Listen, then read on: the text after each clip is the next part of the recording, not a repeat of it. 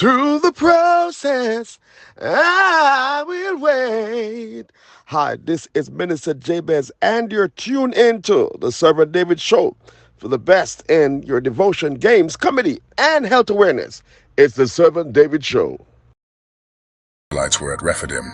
They were attacked by the Amalekites. So Moses told Joshua, "Have some men ready to attack the Amalekites tomorrow. I will stand on a hilltop, holding this walking stick that has the power of God." Joshua led the attack as Moses had commanded, while Moses, Aaron, and Hur stood on the hilltop. The Israelites outfought the Amalekites as long as Moses held up his arms, but they started losing whenever he lowered them. After a while, his arms were so tired that Aaron and Hur got a rock for him to sit on. Then they stood beside him and supported his arms in the same position until sunset. That's how Joshua defeated the Amalekites. Afterwards, the Lord said to Moses, "Write an account of this victory and read it to Joshua. I want the Amalekites to be forgotten forever." Moses built an altar and named it, "The Lord Gives Me Victory." Then Moses explained, "This is because I depended on the Lord. But in future generations, the Lord will fight the Amalekites again and again." Jethro, Moses' father-in-law, came to the Israelite camp. Jethro, a priest of Midian, hears about all that God has done for Moses and the Israelites, particularly how he delivered them from Egypt. Jethro brings Moses' wife Zipporah and their two sons, Gershom and Eleazar, to reunite with Moses in the wilderness. When Jethro arrives, Moses goes out to meet him, bows, and kisses him. They greet each other and go into Moses' tent. Moses recounts to Jethro all that the Lord has done to Pharaoh and the Egyptians for Israel's sake, and the hardships they faced along the way, and how the Lord delivered them. Jethro rejoices over all the good things the Lord has done for Israel, and acknowledges the greatness of the Lord over other gods, because he delivered the Israelites from the hand of the Egyptians. Jethro then offers a burnt offering and sacrifices to God. Aaron and all the elders of Israel come to eat bread with Moses' father-in-law before God. The next morning, Moses sat down at the place where he decided legal cases for the people, and everyone crowded around him until evening.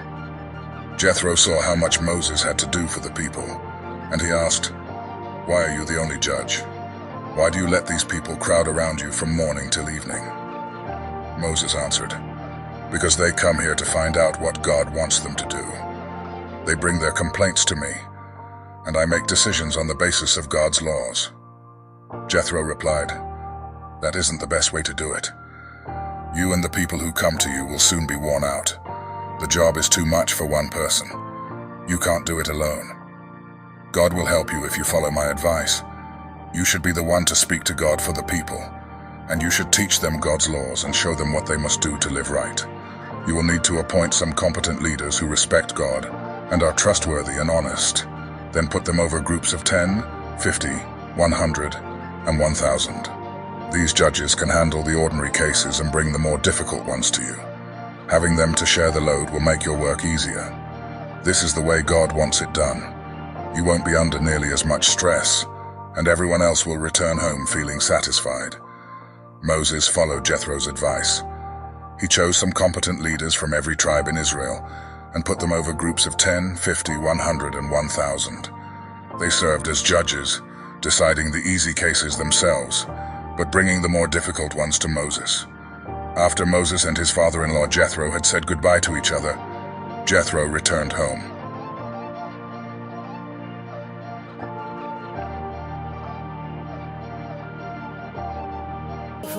Heaven, heaven, I want to get to heaven. There's a place way out there called heaven that my God has prepared for me.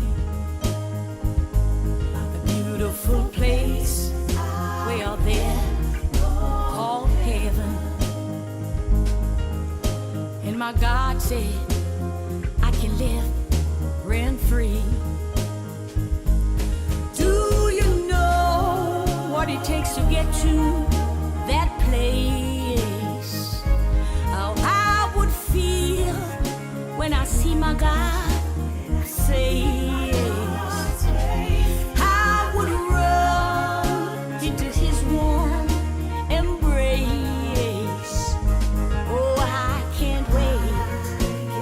walk through heaven's gate.